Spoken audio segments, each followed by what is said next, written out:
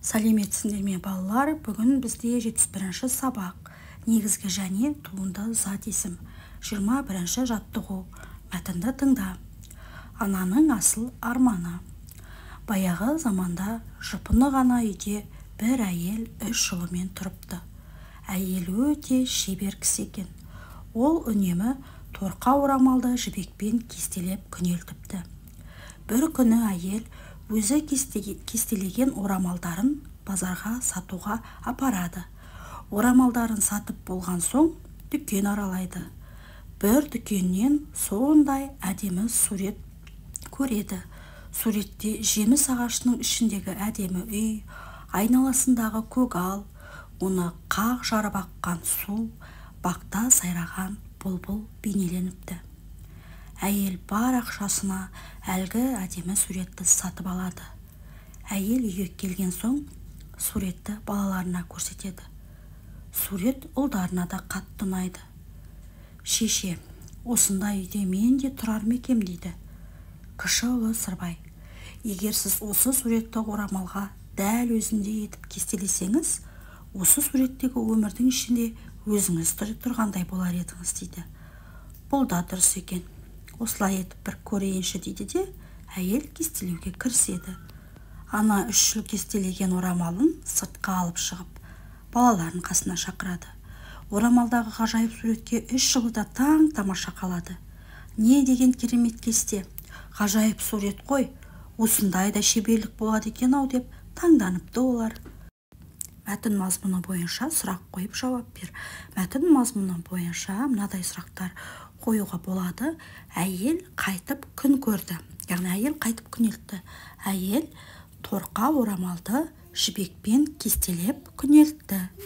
Әйелдің қанша ұлы болды? Әйелдің 3 ұлы болды. Әйелдің базардан сатып алған суретінде не бейнеленген еді? Суретте әдемі үй айналасындағы көгал, үйді айнала ағып жатқан бұлақ және де бақта сайраған бұлбұл бейнеленген.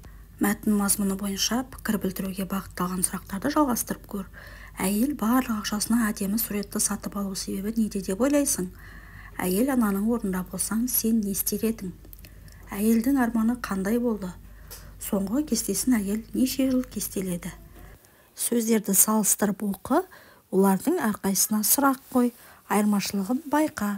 Өнер, өнерпаз, сурет, суретші, шебер, шеберлік, сый, сыйлық. Бұл жердегі негізгі және туынды зат есімдер және де оларға кім, не деген сұрақтар қойылады. Зат есім негізгі және туынды болып бөлінеді. Негізгі түбірден болған зат есімді негізгі зат есім дейміз. Мысалы, ана, бала, кесте, көз. Түбір сөзге жұрнақ жалғану арқылы жасалған зат есімді туынды зат есім дейді. Мысалы, іскер, суретші, оқулық. 22-ші жаттығу мақалдың қатесін түзеп көшіріп жаз. Өлеңшінің қол алтын, өнерлінің сөз алтын. Дұрысы, өнерлінің қол алтын, өлеңшінің сөз алтын.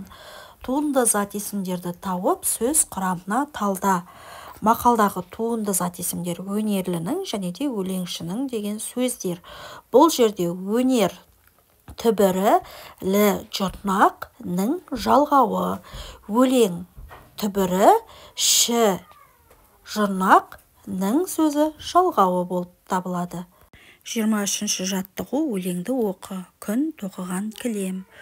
Күн кілем тоқиды, нұрмен тоқиды, гүлмен тоқиды. Ол асыл зер кілем, жалпақ кең кілем, жерге тең кілем. Қалай ойлайсың, күн кілем тоқи ала ма? Өлеңнің алғашқы шумағында неліктен солай айтылған? Топта талқыла. Себебі күн шыққан кезде жер бетіне жылу таралып, нұрға бөленіп, гүлдер жайқалып өсе бастайды. Сол себепті өлеңде солай айтылған. Өлеңдегі қай сөзге ши жұрнақтарын жалғау арқылы туынды зат есімдер жасауға болады? Өлеңдегі кілем сөзіне ши жалғауларын жалғауға болады. Сол кезде кілемше, кілемші туынды зат есімдері шығады. Балалар, осымен біздің сабағымыз аяқталды. Видеоға лайк басып, каналға міндетті түрде тіркеліп қоюды ұмытпаңыздар. Сол кезде келесі шыққан сабақтарды бірінші болып көретін боласыздар.